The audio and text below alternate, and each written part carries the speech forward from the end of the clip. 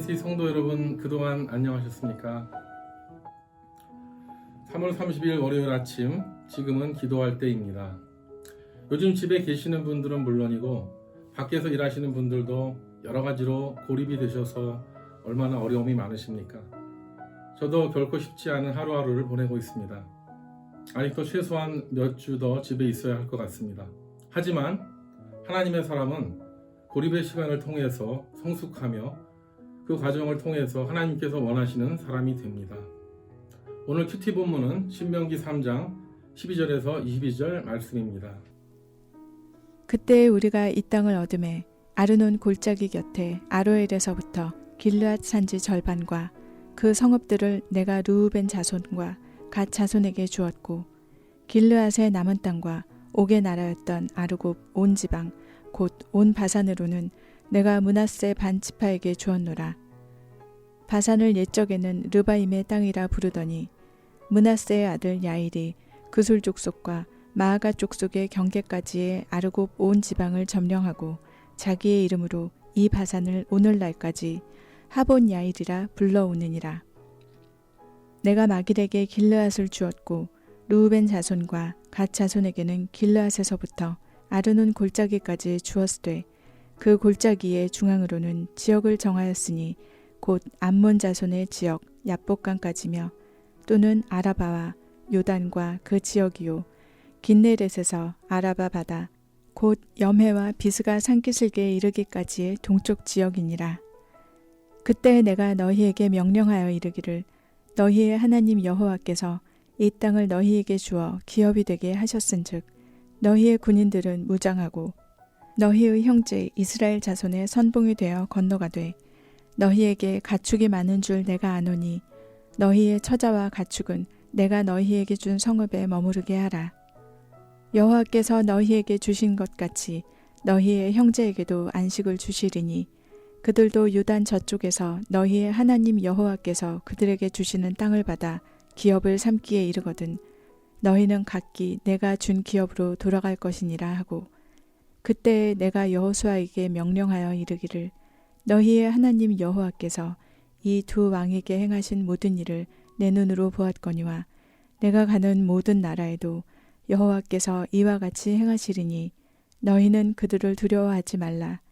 너희의 하나님 여호와께서 친히 너희를 위하여 싸우시리라 하였노라. 고립은 축복이다 라고 셸리 트레비시는 말했습니다. 그 이유는 고립된 시간을 통해서 나 자신을 진지하게 돌아보게 되고 또한 모든 계획을 내려놓음을 통해서 하나님을 만날 수 있게 되기 때문이라고 합니다. 성경에 아브라함이 그랬고 야곱, 요셉, 모세, 다윗의 수많은 하나님의 사람들이 고립을 경험했습니다. 하지만 고립된 시간에 우리가 기도하면서 하나님의 음성을 듣고 성숙할 수 있다면 고립은 축복이 될 줄 믿습니다.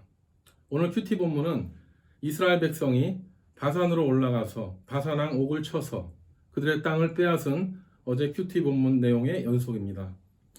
바산은 헤르몬산 아래 가나안 땅의 북쪽 산악지대로서 푸른 숲과 시냇물과 아주 비옥한 들판이 있는 지역입니다.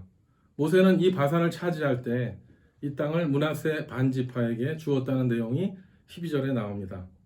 그리고 그 아래쪽을 차지한 산지 지역을 르우벤과 갓 자손에게 주었다는 내용이 12절과 17절까지에 나옵니다. 바산은 현재 골란고원이고 그 남부는 이스라엘 동쪽에 위치한 요르단 영토입니다.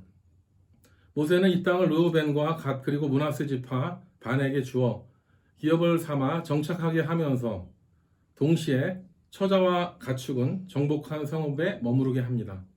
하지만 요단강을 건너서 가나안 땅 정복을 위해 싸울 수 있는 장정들은 전쟁에 반드시 참여해야 한다고 명령합니다. 이것이 바로 하나님 백성들 모두가 가져야 되는 공동체 의식입니다. 우리는 이번 코로나 사태를 통해서 어느 때보다도 공동체 의식을 배우는 때입니다. 나에게는 이미 필요한 것이 마련되었다 하더라도 공동체를 위해서 우리는 나의 삶의 소중한 것들을 나눌 수 있어야 한다는 것입니다. 나도 어렵지만 나보다 더 어려운 성도들을 돌아보는 것, 연약한 이웃을 배려하여 나의 이기심을 내려놓는 것, 이러한 마음들이 모여질 때 지금 온 지구촌에 있는 고립은 사라질 것입니다. 지금은 고립과 싸우는 시간입니다. 지루한 시간이지만 하나님은 오늘 말씀 20절과 같이 우리에게 반드시 안식을 주시는 것은 물론이려니와 곧 각자의 기업으로 돌아가게 하시는 날을 허락해 주실 줄 믿습니다. 모세는 여호수아와 백성들에게 22절에 명령합니다. 너희는 그들을 두려워하지 말라. 너희의 하나님 여호와께서 친히 너희를 위하여 싸우시리라 하였노라. 네, 그렇습니다. 모세가 여호수아에게 한 명령은 한마디로 두려워하지 말라입니다. 그런데 21절에 보면 모세가 여호수아에게 권면한 것이 아니라 명령했다는 표현이 나옵니다. 그러므로 두려워하지 말라는 선택이 아니라 명령입니다. 우리가 지금 아무리 계획이 막히고 고립된 상황이 있다 할지라도 하나님은 우리에게 두려워하지 말라고 명령하시는 것입니다. 그 근거는 무엇입니까? 바로 22절에 나옵니다. 우리 하나님 여호와께서 친히 너희를 위하여 싸우시리라고 약속하셨기 때문입니다. 하나님은 두려움과의 싸움을 이기게 하시는 분이십니다. 루마니아 공산 치하에서 목회를 하셨던 범브란트 목사님은 아무 이유도 없이 14년간 감옥에 갇혔습니다. 그는 감옥에 계시면서 성경에 두려워하지 말라는 내용이 몇 번 나왔는지를 동그라미를 치면서 성경을 읽으셨습니다. 몇 번 나왔겠습니까? 그런데 366번이 나오더랍니다. 1년은 365일이니까 단 하루도 두려워하지 말라가 딱 떨어지는데 왜 366번이 나왔나요? 라고 하나님께 되물었답니다. 그런데 4년마다 한 번씩 6년이 돌아오니까 그때는 366일이 아닌가라는 것을 깨닫게 되면서 그의 원망이 기쁨으로 바뀌고 감옥에서 고립의 시간을 감사함으로 보내면서 건강하게 출소하셨다고 합니다. 올해 2020년은 6년입니다. 하나님은 올해 360일 단 하루도 두려워하지 말라고 하십니다. 아무리 코로나가 창궐해서 내 가족이 위협을 받고 심지어는 감염되어서 어려움을 당한다 할지라도 하나님은 끝까지 지켜주시고 함께 하실 줄 믿습니다. 사랑하는 성도 여러분, 아무것도 두려워하지 마십시오. 이것은 선택이 아니라 하나님의 명령입니다.